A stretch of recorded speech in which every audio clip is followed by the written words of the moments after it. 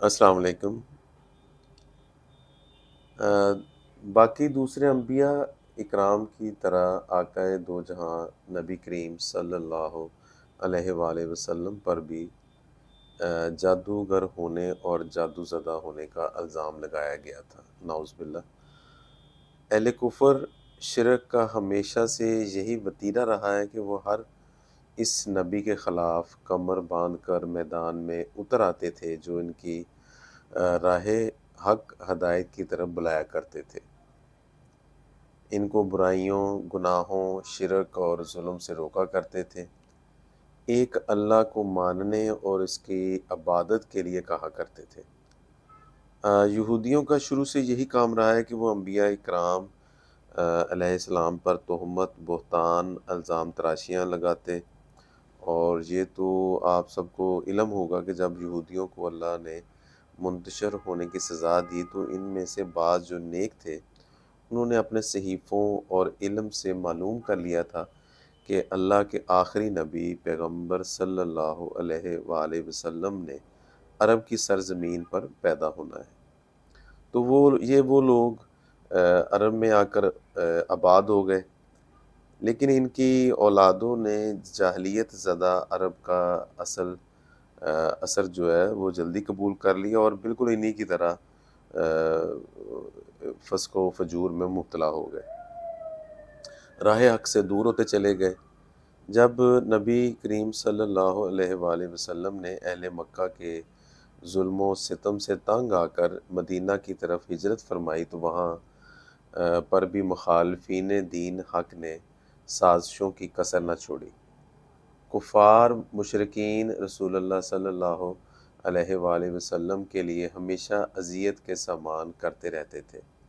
میدان حرب و ضرب میں مسلسل شکست کھانے کے بعد جب انہوں نے ایک نیا طریقہ دریافت کیا کہ یہ طریقہ تھا کہ آپ صلی اللہ علیہ وآلہ وسلم پر جادو کرنے کا۔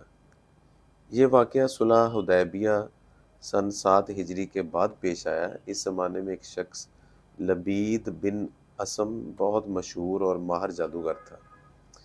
یہ شخص انصار کے قبیلے بنی زریق سے تعلق رکھتا تھا، یا یہودی ہو گیا تھا یا منافق تھا۔ خیبر سے یہود کا ایک وفد لبید کے پاس آیا۔ یہود نے اس کو لالچ دے کر رسول اللہ صلی اللہ علیہ وآلہ وسلم پر جادو کے لیے آمادہ کیا۔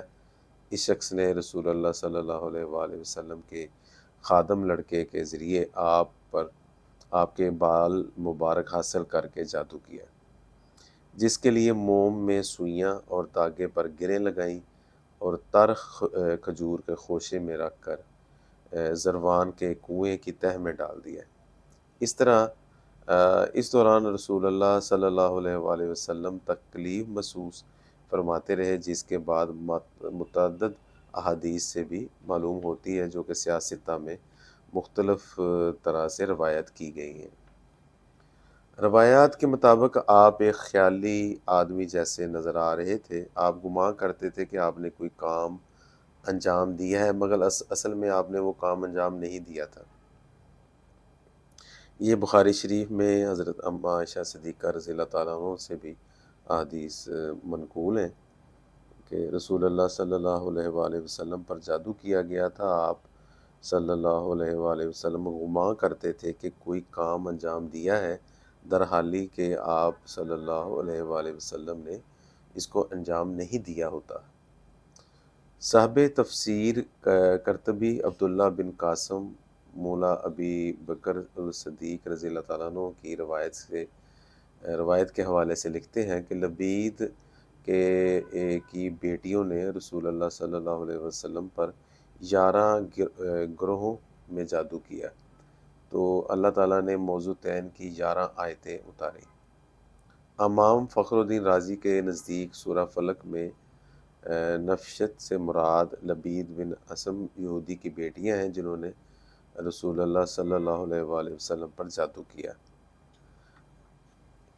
اسی طرح ابن کثیر نے رسول اللہ صلی اللہ علیہ وآلہ وسلم پر جادو والی حدیث کو بیان کیا اور بتایا کہ جبریل امین تشریف لائے اور اللہ کے حکم سے اس تکلیف کا علاج تجویز کیا۔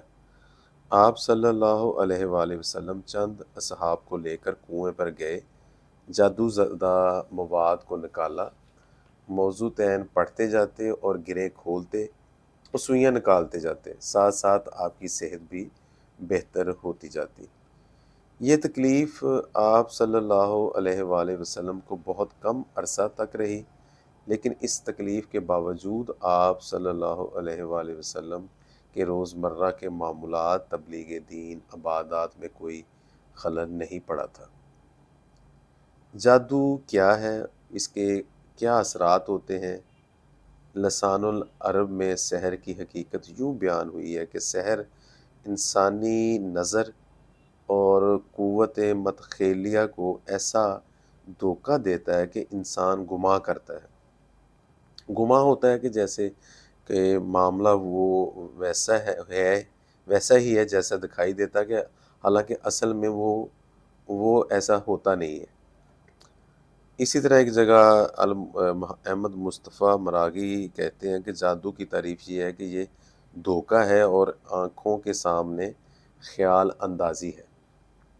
کہتے ہیں کہ یہاں تک کہ آنکھیں جو چیز نہیں ہوتی اس کو ہوتا ہوا دیکھتی ہیں۔ اسی طرح قرآن میں بھی ارشاد اللہ تعالیٰ نے فرمایا کہ ان کے جادو کی وجہ سے ان کو ایسا خیال ہو رہا تھا کہ گویا جیسے وہ رسیاں اور لاٹھیاں دوڑ رہی ہیں۔ فرعون کے جادوگروں کے بارے میں اللہ تعالیٰ فرماتے ہیں جب انہوں نے ڈالا تو انہوں نے لوگوں کی آنکھوں پر جادو کر دیا اور ان کو ڈرایا کہ وہ زبردست جادو لے کر آئے ہیں۔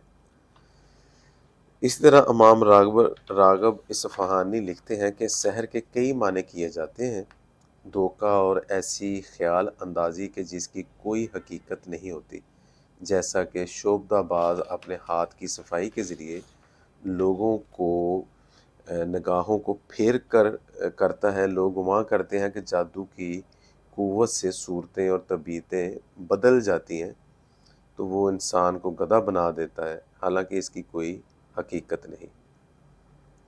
ان سب جو اوپر ہم نے ڈسکس کی ہیں چیزیں، ان سب تعریفوں سے یہ واضح ہوتا ہے کہ عمل سحر ایک دھوکہ ہے جس کے ذریعے اشیاء کی حقیقت نہیں بدلتی، البتہ نگاہیں ایسا محسوس کرتی ہیں جیسا کہ جادوگر چاہتا ہے۔